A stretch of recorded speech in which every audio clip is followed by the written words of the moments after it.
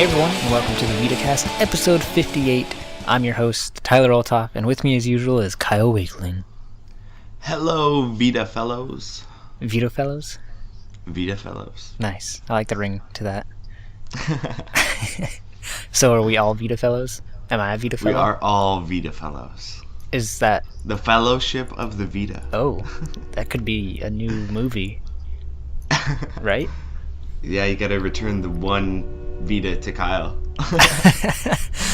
Oh, that sounds terrible. But, I mean, there is only one road in Canada, right? So, I mean, it'd be pretty easy. I think you've been watching too much South Park, Tyler. Maybe I haven't watched enough. That's true. But hey, you never know. Anyways. Alright, before we continue on with this random crap that we're talking about, let's jump into the random crap we've been playing, which isn't crap. In fact, it's awesome stuff. Before we go into it, though, I think I want Kyle to start it off. So, Kyle, what have you been playing?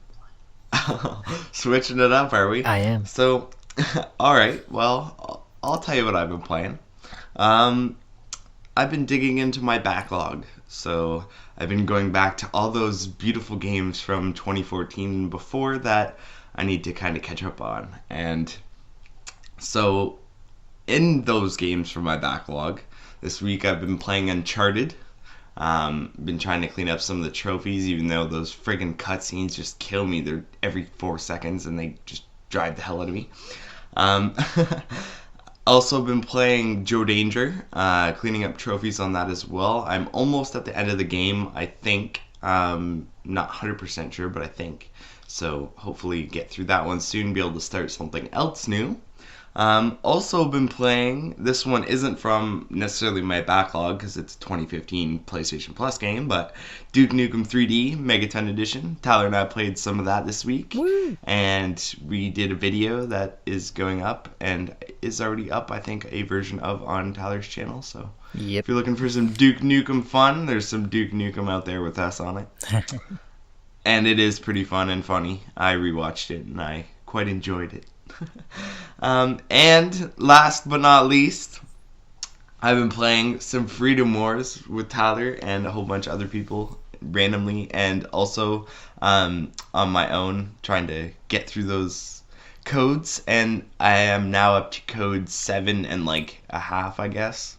So almost code 8, almost at the end of the game, getting through it. Yeah. So that's pretty much it. What about you, Tyler? What have you been playing? Very nice, Kyle. I've been having a lot of fun in Freedom Wars. But yeah, so similar games to like what you played, because obviously we played some of the games together. So Freedom Wars, a ton of that. I've been grinding, trying to get some better weapons, and I am 2 flippin' trophies away from getting the Platinum Trophy. So I am definitely getting this Freedom Wars Platinum Trophy. I need the 500,000 years, and then I need getting a weapon at level 10. So I have a weapon that's at level, I think, 7 or 8, and I need some really rare material, so that's fun. But definitely Kyle and I need to play those missions to get that material because I want it badly. And then, obviously, we played Duke Nukem together. Like he said, there's a video up. You should check it out. I'm going to be posting it on the Vita Lounge's YouTube pretty soon. Actually, probably after the podcast, I'll render it because it's going to be a pretty simple render. But I get that up. And what else did I play? My Vita's right next to me. Let me check, because I don't think I played actually that much other than Freedom Wars and Duke Nukem. I might have played one other game. There's always something you forget, Tyler. Don't forget. There always is. Every time. But there might actually not be something this time. I think I might have played a little bit of Child of Light. I'm trying to get through that. Everyone says it's amazing, and I'm having fun in it so far, so I'm definitely trying to push through that more, because I'm tired of buying games and then not finishing them. So I'm trying my best. But other than that, if there's something else, I'll say it randomly in the podcast, like usual. So I think that's about it. And it feels weird not going into what you've been playing because I switched it up. So let's go to those reviews for this week. What did we review this week, Kyle? All right, well, only one review going up this week, which that's a pretty light week for us. But anyway, Invisimals The Resistance was reviewed by Brad this week, and he gave it a 4.1 out of 5. And he says, quote, Invisimals The Resistance takes all the fun of its predecessor and improves upon it. The game provides a wealth of content and gameplay that is both exciting and fun. The heavy reliance on augmented reality will be a turnoff for some, but for fans of the series, it doesn't get any better than this, end quote. So it looks like if you're an Invisimals fan or looking for maybe a kid-oriented game or something unique with the augmented reality, you should check that one out and read his review because Brad seemed to enjoy it. Resogun. Resogun. That's the game I played that I forgot. Oh, I'm like, Resogun. Wasn't that reviewed a while ago? Yeah. Anyway. I told you I'd tell people randomly in the podcast. Well, I wasn't lying. That was pretty random, Tyler. I'll have to give you that. That was my goal. But anyways, Invisibles the Resistance. I've been interested in the Invisibles games, but I don't think I'll bite the bullet anytime soon. But yeah, that's a pretty glowing review for it. But alright, let's head on to the... Wait, Kyle, before we head on to those new releases, I have a feeling you're going to say no. But is Invisibles a game you're interested in? No. Knew it. Well, alright, let's head to those new releases.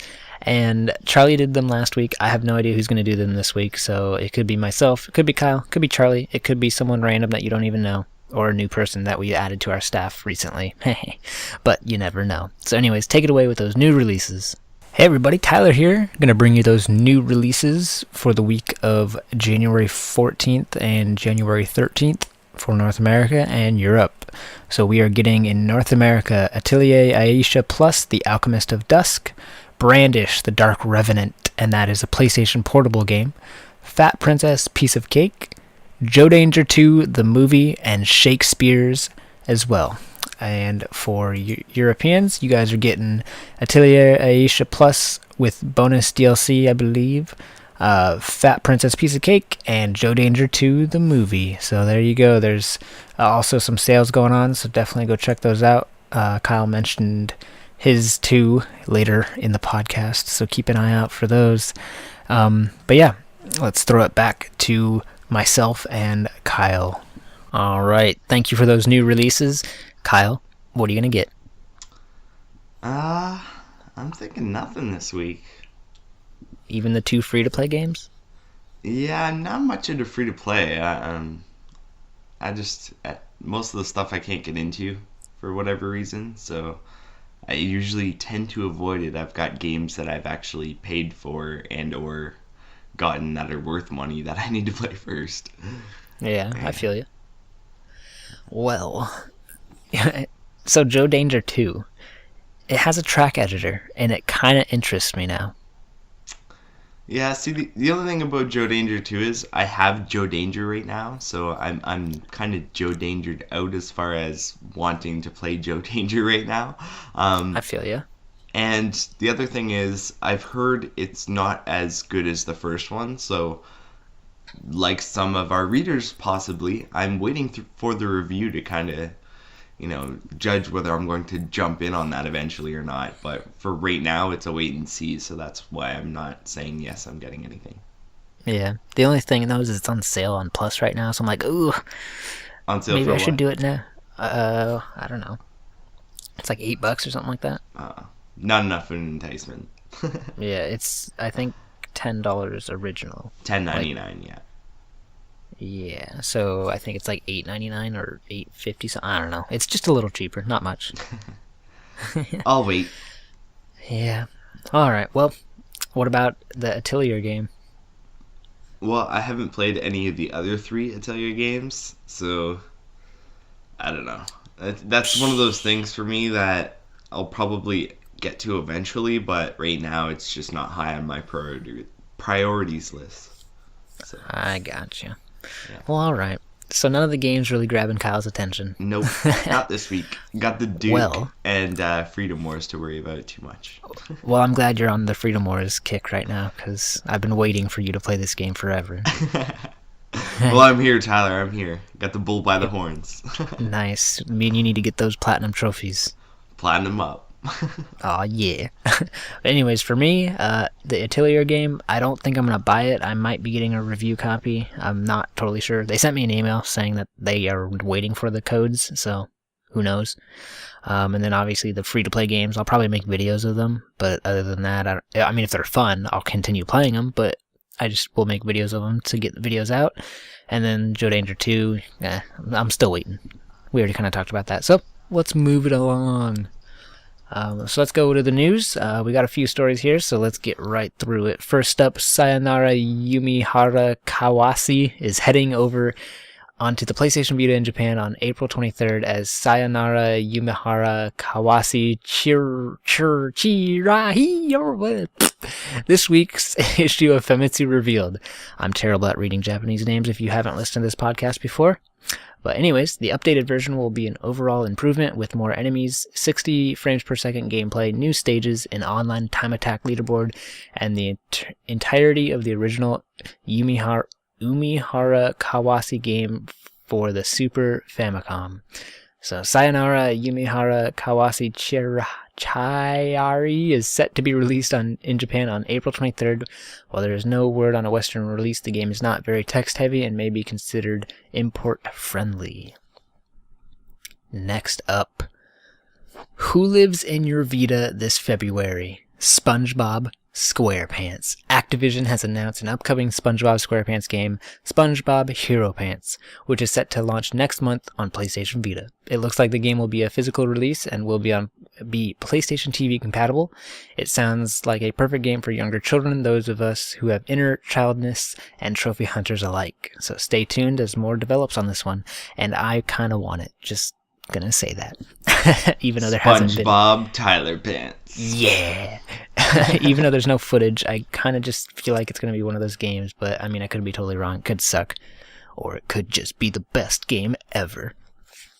But anyways, next up. It has been almost 4 years since White Robe Love Syndrome, also known as, oh boy, here we go, Haiku Sirene Shokagun was released on PSP in Japan, and Kyle's probably just crying. The Yuri visual novel followed Kairi-sawai, who after being saved by hospital staff in her youth decides to repay them by becoming a nurse herself at the young age of 21. Now it has been revealed that the developer behind the original Kogado Studio are hard at work on a new game in the series, White Robe Love Addiction, that's so much easier to pronounce, also as that other name, for release on the PlayStation Vita in Japan. The heroine for the new game will be Asuka Daiko, whatever, and the adventure will follow her as she works her way up through nursing school. The main cast of the game have also been revealed, along with information about their traits, starting with the main character. Asuka, the nicest person you could ever hope to meet, though she has a poor memory. Noah, Asuka's sister, she was born within the same year as her sister, meaning they are in the same grade. The two sisters are very close. It's Itsuki Tendo, a classmate of Asuka's who is from a distinguished family. Worryingly, she enjoys dirty jokes and sexual harassment. Oh boy. Sakuya Takeda, another classmate who has filthy rich parents. She is stubbornly obstinate. Oh god. See, all these Japanese words mess me up on the English words. That word. Kade Ohara, a member of the nursing school staff and from a very okay, this is terrible. A very well-known nursing family. There we go. White Robe Love Addiction will release in Japan this April. Fuck you, Kyle. You have no idea how much I'm over here laughing right now. Like, It's funny too God. because we were discussing this before, but I don't mean to do this to Tyler at all. This is completely, I just take them in order that they posted on the site and put them into a list, and then I go every three, and Tyler and I go back and forth, and he just happens to get the worst ones every time. Like without Yeah. fail, it's pretty much the best thing ever. Oh, God. Well, enjoy that. Enjoy indeed. Now let's move on with the news.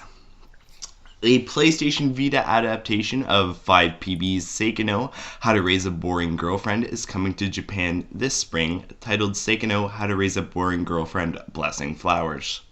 The story will focus around Tomoya Aki's sponsored circle, who are planning to debut their first doujin game, but all their plans are thrown into disrepute when it is discovered that a rival circle will be releasing a gouge at the upcoming winter convention. Of course, Tomoya Aki's circle want to do everything in their power to ensure that their game beats the rival's gouge. They feel that the revelation of a rival circle competing is a clear declaration of war. They have only 3 months to ensure that their game beats the rival. Over the course of the game, you'll have to raise heroines by recommending light novels, anime, and video games that mesh well with their personalities and tastes. A good match in this aspect can result in some one-on-one information gathering sessions, which probably sounds dirtier than it actually is, so you'll have to pay attention and pick carefully. Also revealed is the tendency to run into other heroines while you're out and about, in turn provoking arguments that you as the player would then have to resolve. Based on your choices here, the plot can diverge, creating new paths for you to explore. That's all for now, but we'll be sure to update you with new information on Seikano How to Raise a Boring Girlfriend Blessing Flowers as it becomes available. Next up, new details emerge regarding the heroines set to appear in the game, the returning traps, the updated quest mode, the return of Blood Ties story mode, Deception Studio, and even a new combat feature from Deception 4's upcoming expansion title. Koei Tecmo has a few new tricks up its sleeve, but it's also got some old ones as well. Looking at the heroines and traps from the past games, it looks like a lot of them will be returning in one form or another in Another Princess. Confirmed returning are heroines Milena from Kagero Deception 2, Reina from Deception 3 Dark Delusion, and Allura from Trapped. The lot of them appearing as opponents in the game's quest mode. Also confirmed to be returning from previous titles are traps such as the Suezo, Genocide Eye, and more. With regard to the story mode, that's returning as well, pulled from Blood Ties as a secondary mode to Another Princess's main quest mode. Moving on to the new, however, it looks like the game is set to contain a new feature called the Deception Studio. This new mode will let you edit characters and missions, allowing you the freedom to piece together parts to create your own rivals, and the freedom of placement to create your own unique missions. Also new is the ability for the protagonist to directly attack enemies on the field, allowing you to do such things as kicking enemies into traps, stomping enemies in the ground, and more. Deception 4 Another Princess is set to release March 26 in Japan, with no word yet on a Western release. And next up, over the past few months, Koei Tecmo have continued to tease us with tidbits of information regarding the upcoming Atelier Esha and Logi Plus, an expansion of the original 2013 PS3 release. Now with the release day drawing ever nearer, we have been giving a whole chest full of new information. So let's start with the playable character Neo Altugal, who first debuted in Atelier Aisha. She is a traveling apothecary and the younger sister of Aisha Altugal. In her previous outing, she attacked using a variety of mischievous methods, including her pet Bana. We can expect even more mischievous methods in Atelier Esha and Logi Plus. The game will include a new episode that further explores the relationship between Logi and Esha. You'll be able to see it from the perspective of both characters, allowing you to fully understand each character's thoughts and feelings. We also received a nice image of the first print bonuses and premium box that will launch with the release of the game. We originally brought you to the news back in November of the bonuses, but here's a quick reminder of what they will include. A mini crystal paperweight, a 2015 Atelier Esha and Logi calendar, a cleaning cloth, a download code for an exclusive Logi costume titled White Knight, a download code for an exclusive Esha costume titled Happy Bride, a download code for an exclusive Neo costume titled Manager's Clothes, and a copy of the game. Ataya Eshin Logi Plus, Alchemist of the Dusk Sky is set to release on PlayStation Vita in Japan on January 22nd. Alright. There's a lot of those Atelier games coming. So many of them. But hey, if you're a fan of the series, then that's good. Yeah, although I think they need to start dropping prices because I think they're all $40 and they're all digital only, and that's why some people might be staying away. Yeah, I really wish they'd bring them physical. Like, at least, like, maybe a limited release of them or something. Because then I'd definitely be probably getting every single one. But, like, they're each at least, like, 3 gigs, I think. And yeah. It's like, oh, my God. They're pretty big. But, I mean, I guess I can't be too mad because I think I've gotten every single one for free. Well, there you go. So I guess I can't really complain. Actually, I don't think I got the last one for free. But anyways, that's not the point. Let's continue on with the news. Next up, Idea Factory International published Hyper Devotion Noir Goddess Blackheart has been announced for launch in North America on on February 24th at both retail and digital, and in Europe on February 27th at retail and March 4th digitally. The game is a spin-off title of the Hyperdimension Neptunia game series featuring Noir as the main character and is set not in game industry but game jijukai or game market. The goddesses of each of the 4 nations battle against one another for hegemony. That's a weird word. Over the world day by day. However, just as Noir is one step away from complete domination, the goddesses' powers are robbed by an unknown force. In order to save the world from destruction, the 4 goddesses cooperate with one another with the aim of unifying game Shijukai. So yeah, look for more on Hyper Devotion Noir Goddess Blackheart as it develops. And next up, Idea Factory International again have also just announced pre-orders for Hyperdimension Neptunia Rebirth to Sister Generations, and if you've been waiting, now is the time to place a pre-order. They should be live by the time this podcast hits your ears. Ooh. And next up, Suppressive Fire Games launched a Kickstarter campaign for a new game called Blood Alloy back in September 2013, a game in which you'd play as a cyborg character named Nia Rees, hacking and slashing through enemies.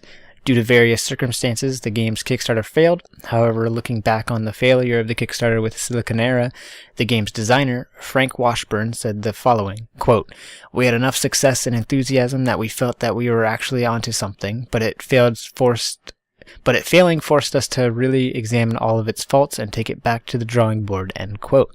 Thanks to going back to the drawing board, a lot of the game's art and gameplay elements were improved, and the game is now being reworked as Blood Alloy Reborn, which is set to release on Vita sometime in 2015. Alright, moving on. Starlight Inception's successor, Starlight Tactics, is headed to Vita in 2015. Developer Escape Hatch Entertainment is currently finishing up on the development of Starlight Inception, but that hasn't stopped them confirming that their next project, Starlight Tactics, will be headed to PlayStation Vita. A teaser trailer has been released alongside the announcement and is viewable on the site if you're interested. As for us, I think we're all just hoping that they've learned from their mistakes with Starlight Inception. Next up, mind-splitting action puzzler Soft Body is headed to Vita. The PlayStation Vita is filled with a host of clever, fun, and addictive little puzzle games, with recent NYU Game Center MFA graduate Zeke Verant will be bringing his twist to the genre onto Vita this summer. Softbody's main aim is to test the player's ability to split their mind.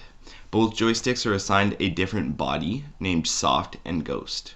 Soft can paint walls, whereas Ghost pushes a ball along a track. You need to really focus your mind to complete each level by completing different objectives. The official website describes the game as, quote, an action puzzle game set in a meditative musical world where players control 2 similar characters at the same time. The challenging mechanic provides the unique experience of learning how to split one's mind like simultaneously singing and playing an instrument, end quote. This could certainly be one to watch this summer, so keep an eye on the Vita Lounge or an ear to the podcast for more on the title as it develops. A whole host of Samurai Warriors 4 2 related items were announced by Koei Tecmo at a press event in Japan. First up, we learned that Super Sexy DLC is coming for all the women military commanders that are in the game. The director of Samurai Warriors 4 2, Osamu Segusa, said that the costumes were the idea of Hisashi Koinuma, the game's producer.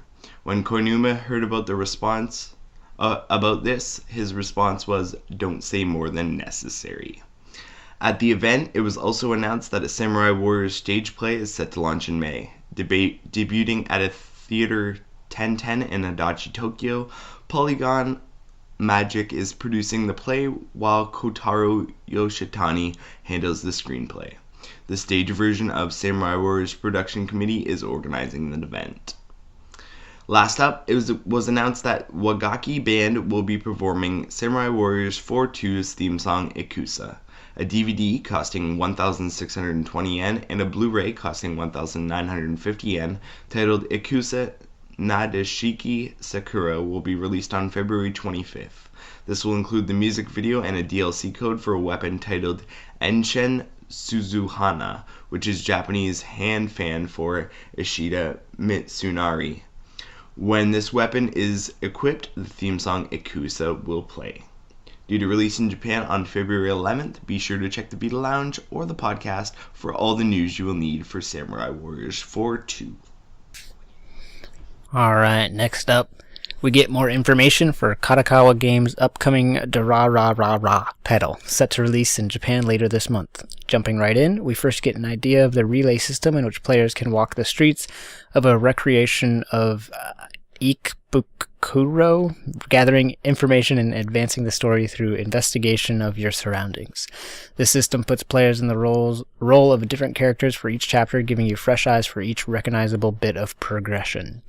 Next up is the chapter start, in which players can get a glance at each chapter's contents, including anything you might have missed in previous playthroughs. Also shown in screens is the AP and RP level system. Action points is the AP, are consumed by performing certain actions, for example, talking to Walker Yamasaki or Kayohei Kadota, cost 1 AP, while relation points, RP, are consumed to deepen relationships with characters, making it possible to see special conversation events. Lastly, the limited edition of the game has been revealed to include the drama CD Thousands of Visitors, while pre-orders will net you an Everybody is Friends 5 postcard set. Durarara Relay is due out in Japan on January 29th, featuring over 40 characters pulled right from the anime and fully voiced. Next up, Exceed Games have released their official New Year's card, and it teases the publisher's unannounced releases for the year. The 2015 silhouettes include one that's quite obvious to anyone interested in the title, Corpse Party Blood Drive. Exceed also stated that there likely will be more games in 2015 than the ones we're teasing, so there may be even more to look forward to. And while the recent domains leaks that we posted earlier last week, I believe, we now know of 2 Vita titles which are likely on their way. The other being Trials of Cold Steel, which is purported to be The Legend of Heroes Senno Kaseki, PS3 and on the PlayStation Vita. We'll be sure to update you as Exceed expands on this tease further, but for now, take these teases with a grain of salt. Next up, regular readers of the website will know that we are big fans of London studio Roll7 and their epic skateboarding title Ollie Ollie, and it's no secret that we are very excited for the sequel. Aw yeah. Aw yeah. The Vita Lounge has been given an exclusive look at the title, with Jamie from the studio explaining, quote, Ollie Ollie 2, Welcome to Ollywood on PlayStation Vita is running at a super smooth 60 frames per second. It's looking ridiculously slick, and like the original game, the built-in OLED or LCD screen provides for the quickest responses. You become the skater with the best control and zero latency, end quote. And there's a video that they hooked us up with, so go to the site and watch that video now, or else. So yeah. Alright then, moving on. If you ever wanted to hop on that PlayStation TV train, now would be the time to do so. It's on sale at certain retailers as a limited time offer.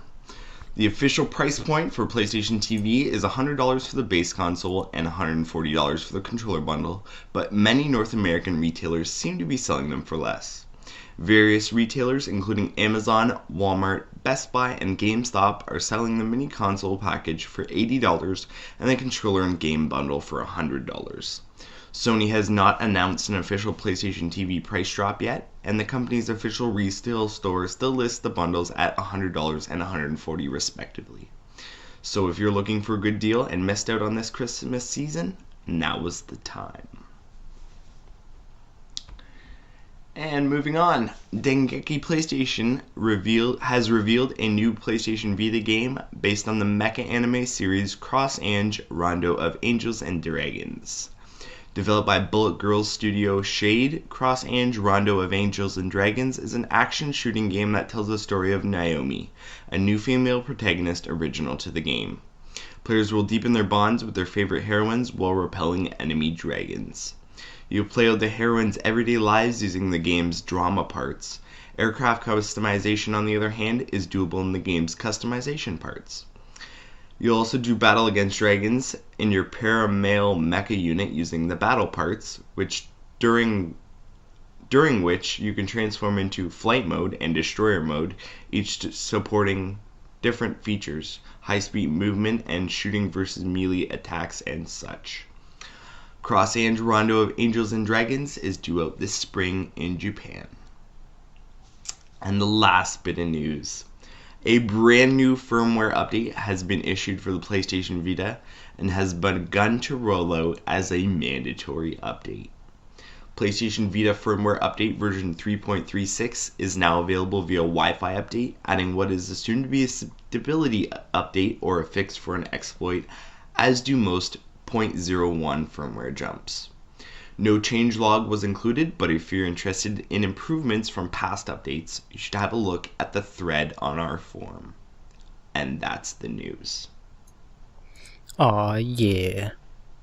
Aw, yeah, indeed, Tyler. Aw, yeah, indeed. Well, let's head on to those talking points. Alright, Tyler, well, I think you know where I'm going with this. Announce yeah. release games that we're looking forward to from the week. Well, there's always the ones that we always talk about. Sword Art Online.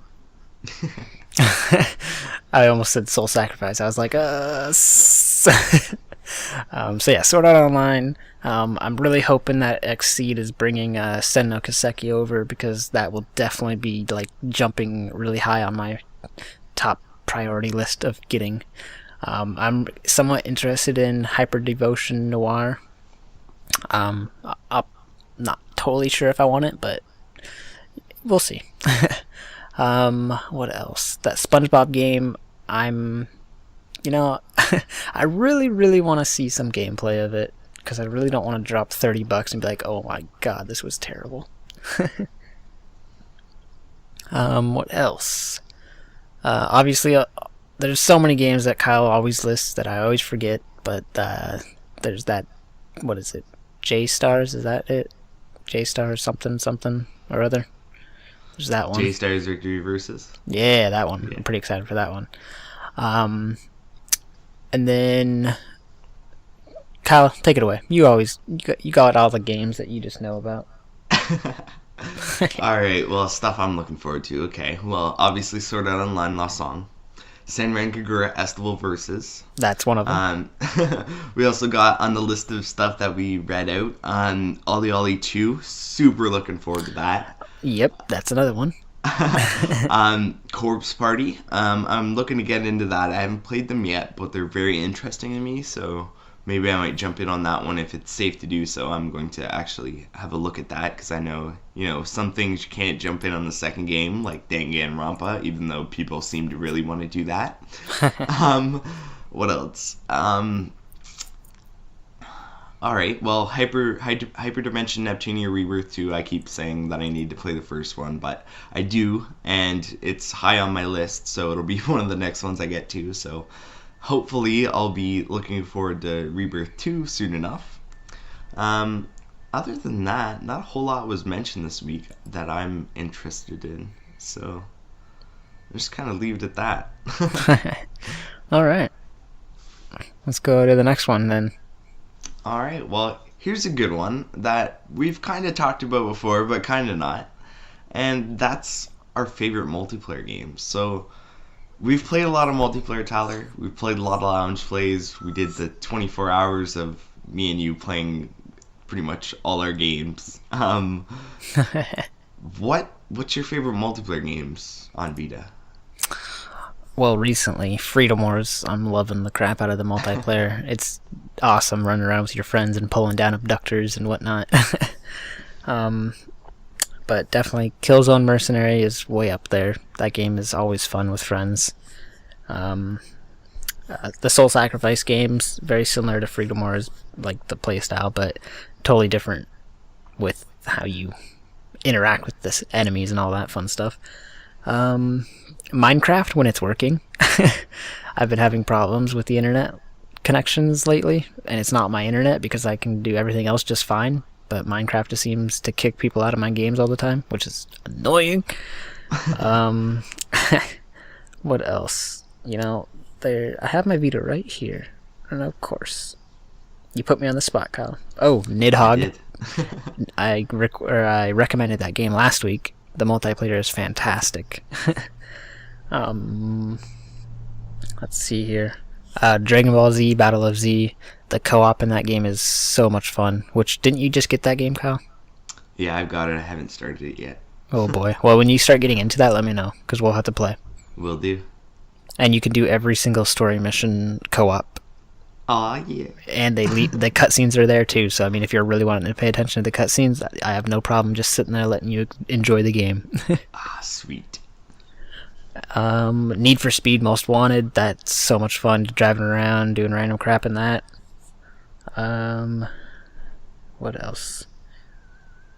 Tokuden was pretty fun, but I didn't really play the game a lot, so I mean, it's not really my all-time favorite, but it's just like Freedom Wars and Soul Sacrifice with the slaying of the monsters, and it's always better with friends.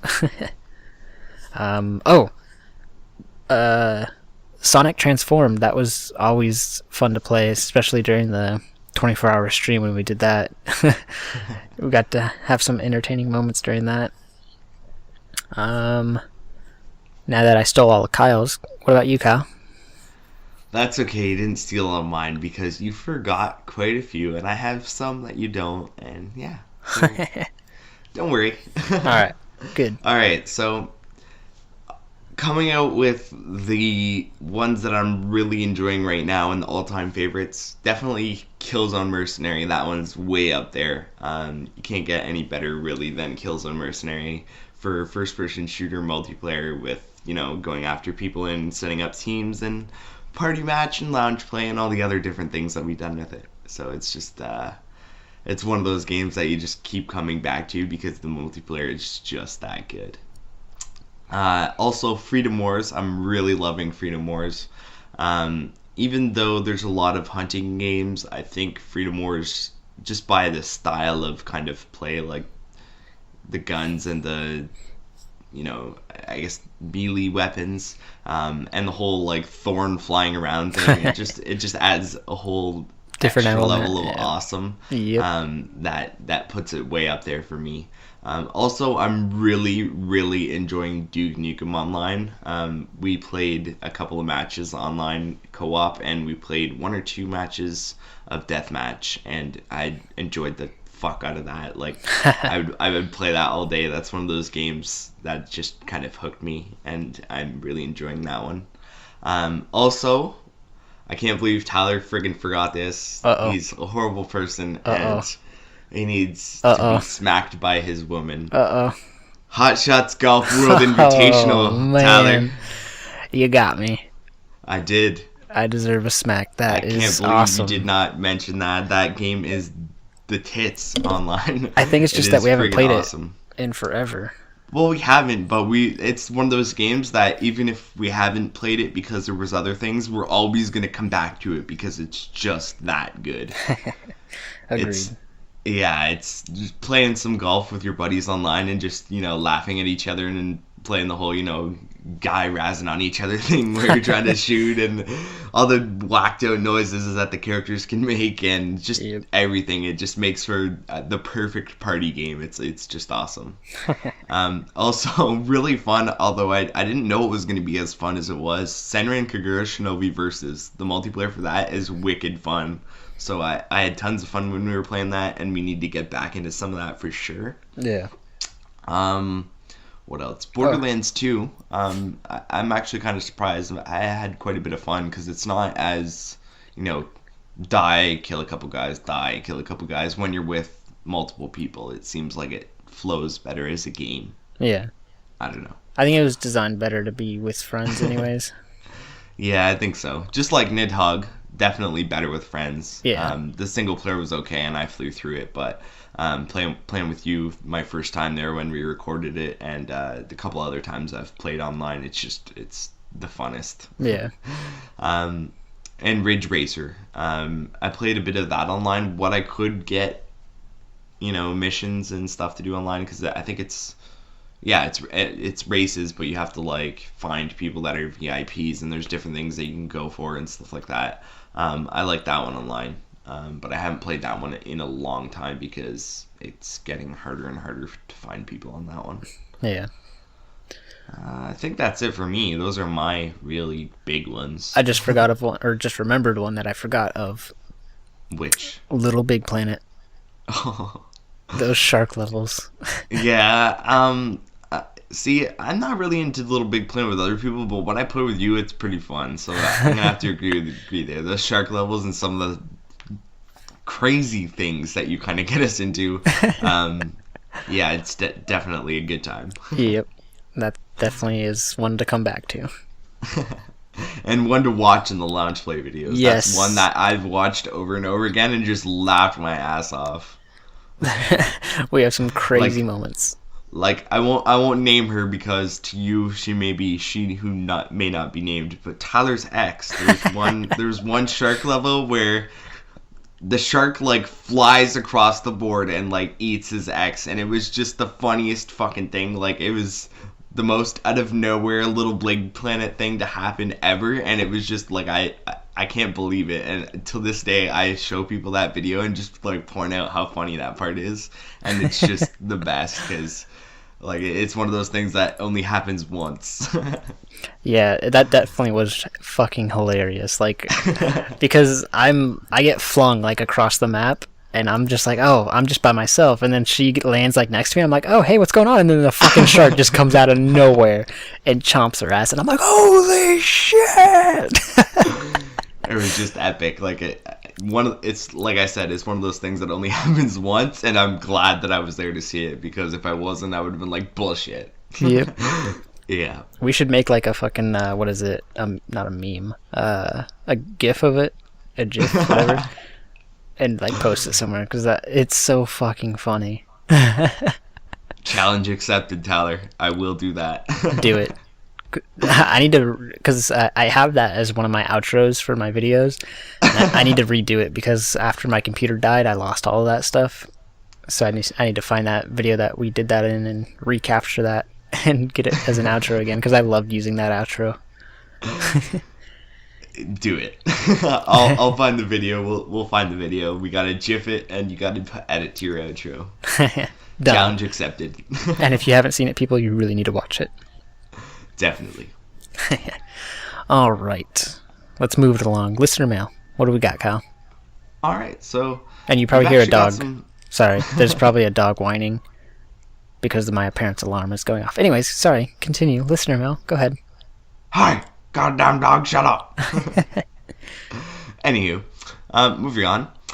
Listener mail. So we've actually got some listener mail this week. Thank God for Twitter. Marcos Codis is the first up, at Marcos Codis on Twitter, and he's got 2 questions for us. So I'll separate them and we'll talk about them one at a time. So, first one: How well do you think Grim Fandango is gonna hold up? So, Well, what do you think, Tyler? I've never played the original, so I really don't know what to expect. But from the trailer, it doesn't look like it's going to be that like taxing, I guess, on the Vita. And it looks somewhat entertaining, the graphical style and what it's about, from what I know. So I think it's going to be just fine. I think it's in good hands. I'm definitely getting it. I'm interested. Yeah, like Tyler, I never played the original. Although I have watched videos on it, and I think I've actually sat down and watched somebody play it physically sitting there. So I kind of familiar with it, but not myself personally playing it. So if I do end up getting it, it'd be my first time playing it. But as for how it's gonna hold up, I mean, any kind of game like that, if you're trying to keep the essence and bring it into the new kind of style, I guess, there's going to be things that attract people for nostalgia reasons, and there's going to be things that attract people for a new game. You're not necessarily going to line all those things up in one category, so whether it holds up in the fact that is it going to be a good game? Yeah, I'm thinking it is going to be, because the original was a good game and people, were nostalgic enough about it to bring it back. But whether or not people kind of coming into it are going to think it is as good as those people who saw it originally thought it was, I don't know. That's kind of for time to tell and for the masses to explain, I guess. Yeah, it remains to be seen. People are kind of fickle, and sometimes they don't necessarily act how you think they're gonna act. Yeah. So yeah, I think that hopefully answers your question. Maybe next time you could let us know what you think. But moving on to your second question. Your second question is, will Stick of Truth, I believe that's the South Park game, ever come to Vita? I really don't know. I don't know who published it. Do you know who published it? I don't. I want to say Ubisoft.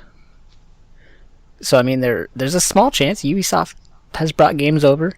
I feel like it's not planned at all, but I mean, if people are bugging Ubisoft or whoever the publisher is enough, they might consider it.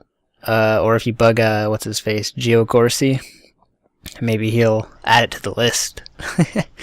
And there's always a chance, but right now I don't see it happening. All right, well, I'm just going to confirm there. I did a little mute and quick Google. It is Ubisoft, so that's who published it.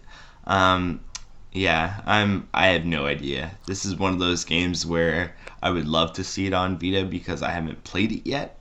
But whether or not they're going to, since they haven't kind of said anything yet, and just all the little things that kind of add up to it, I'm thinking probably not. But yeah, I would love to have it on Vita, but probably not. Yeah, isn't it only on PS3 and Xbox 360 right now? Yeah, and I think PC. Alright, so I mean, maybe if they were to make like a PS4 or Xbox One remake, maybe they'd be like, let's throw it on the Vita too. Maybe. But you never know. I mean, it really depends, I think, on the demand and if they see it being, profitable. So, you never know. Fingers crossed, because I would love to have that game on the Vita. There you go. All right. All right, well, moving on. Next up, we've got a question from Nonskpo. I think that's how you say it anyway. At NONSCPO on Twitter. And he or she says, what are your thoughts on the recent price change of the PlayStation TV? Will it move more units? All right. What do I think of that? I think that's only retailer specific. I think Sony is still selling them for their regular price if you were to go to their website. Am I right? That's what I just read in the news, yeah. Yeah, so I mean, to me, it just sounds like retailers are trying to get rid of them because they're not selling. So that kind of sucks that they're not selling, but for a consumer that's been wanting it, that's always good because that means they get their device for cheap. And actually, that brings me up to something I was going to mention when you read the story, but then I was like, I'll just wait till the listener mail. I'm actually thinking about buying one. And I'm really considering it now with this drop in the price through retailers. So I might be bugging Kyle more about how he's liking his. But that'll be another time, not on the podcast. Anyways, will it move more units? Yeah, people like I'm saying that have been wanting it but are kind of waiting. I will probably jump in. But will it be really noticeable? Probably not, because if they not many people know about the PlayStation TV. I don't think it's going to be big enough to be anything major. Alright, well, I'll jump in there. What are my thoughts on the recent price change? So, we've established it's not really a price change, it's retailer specific. My thoughts on it?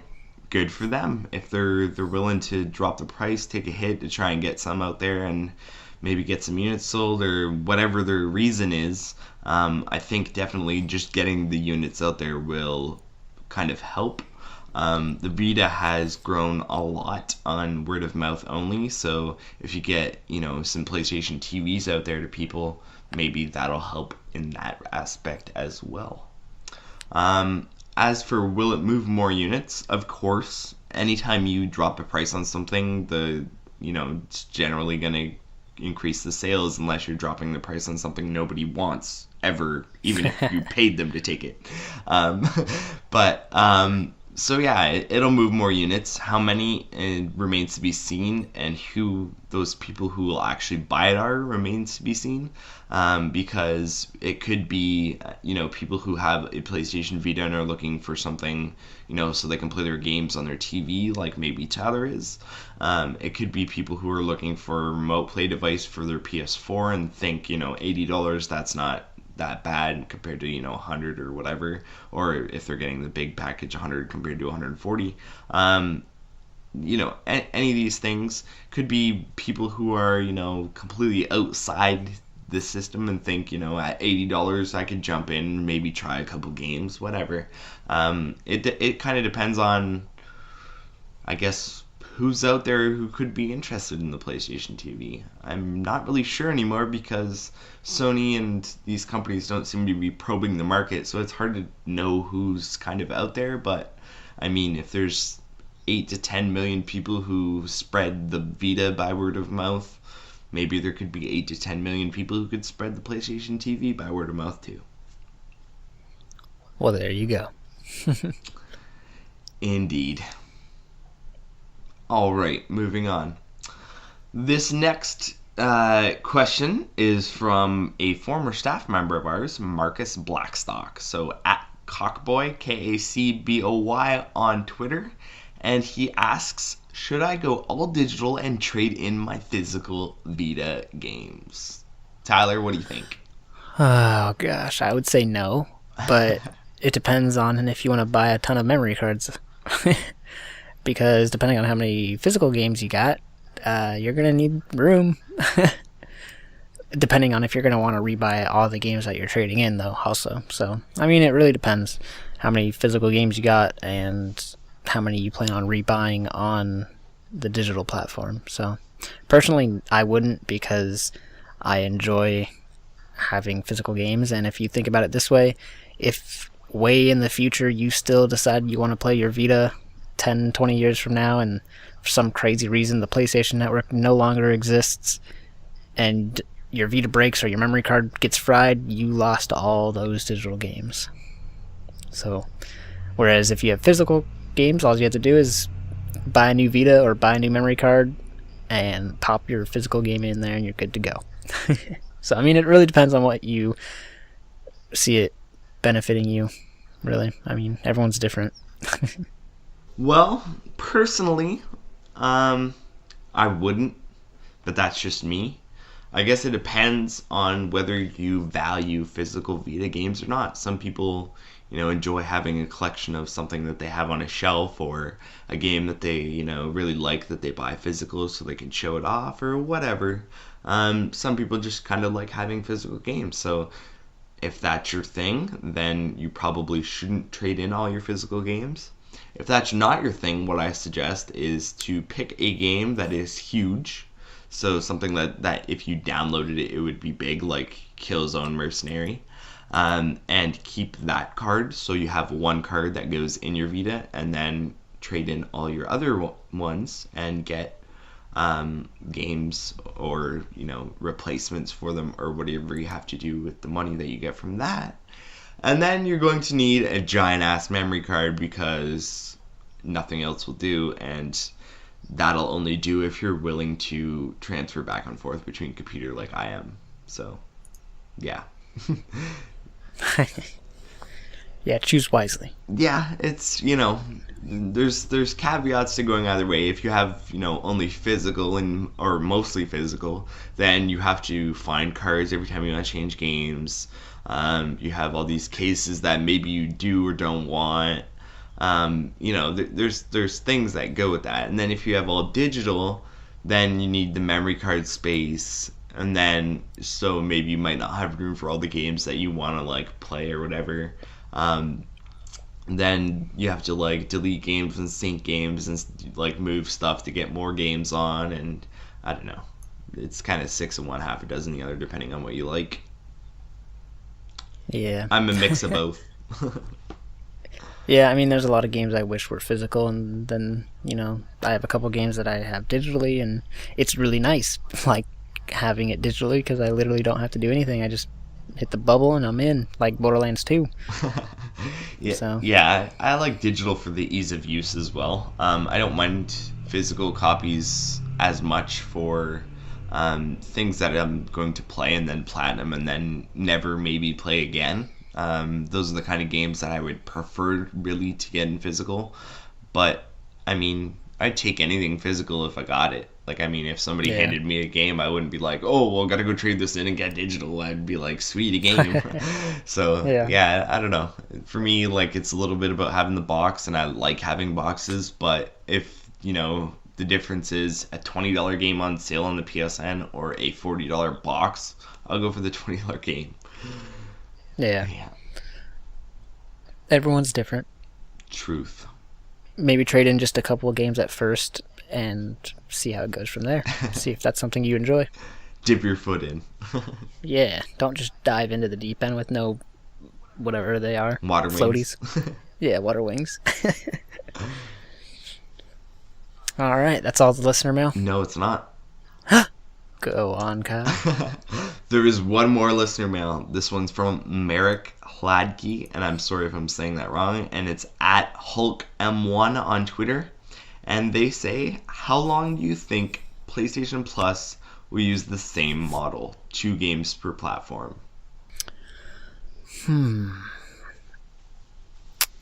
I think when the PS3 becomes no more, we will maybe go 3-3. PS4, 3 games. PS Vita, 3 games.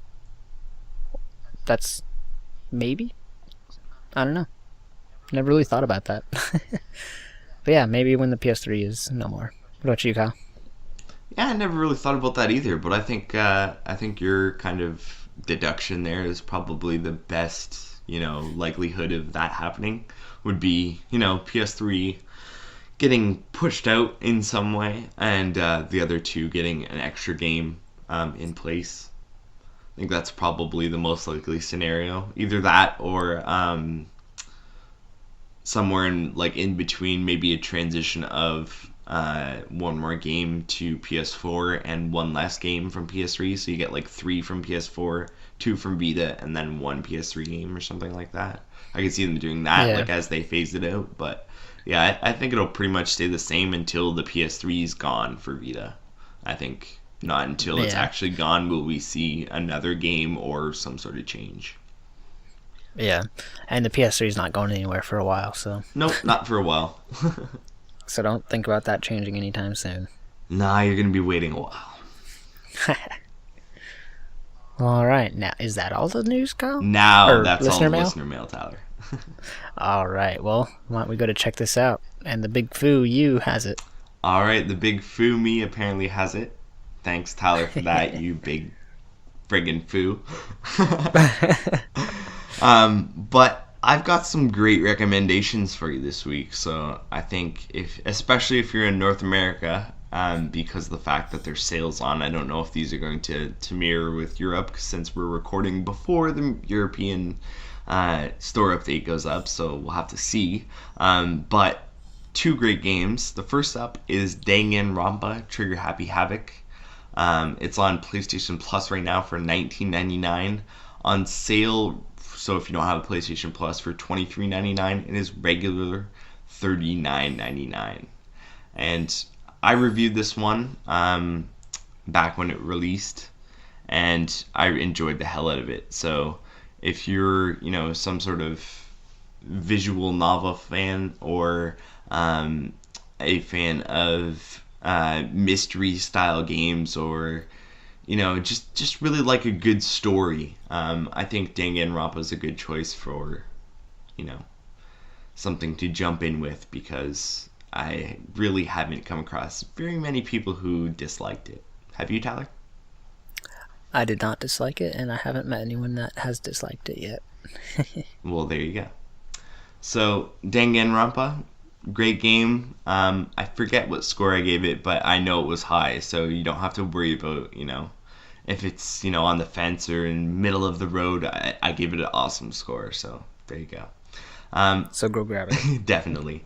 And the other game is a game that I believe actually got a perfect score when it was reviewed for us, and that is Persona 4 Golden. So if you've listened to our podcast before, we love Persona 4 Golden. It was an awesome game. It was the game that actually got me into RPGs really heavily, even though it's a little bit all over the board in genre aspect, but it's really what kind of hooked me back on, and it's one of my favorite games. And it's currently on sale on PlayStation Plus for $12, on sale without PlayStation Plus for $15, and is regularly $29.99. So that's, I think, the cheapest I've ever seen it on sale on the PSN.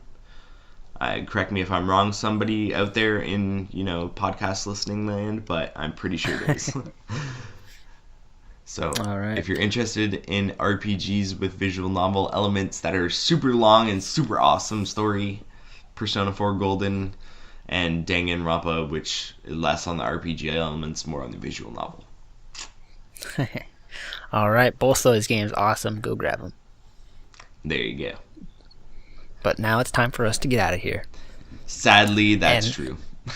Yeah, and for Kyle and I to play some games, maybe. Aw, yeah. Alright, so you can find all the stories that we talked about on thevitalounge.net. We're all on Twitter, at the Vita Lounge. I'm at Mr. PSVita Reviews.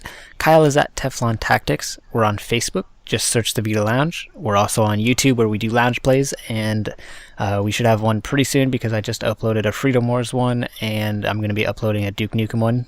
So those will be posting pretty soon. So go ahead and subscribe there if you want to get weekly updates of stuff and the podcasts that we're doing. So do it. Also go sign up to the forum, thevitalounge.net/forum. Sign up, introduce yourself, join the conversation, become a part of the Vita Lounge community. Also, we're on iTunes. Go subscribe to us on there, rate us, let us know how we're doing, and that would be the podcast. So we're out of here. Goodbye. Later, sinners. For the greater good.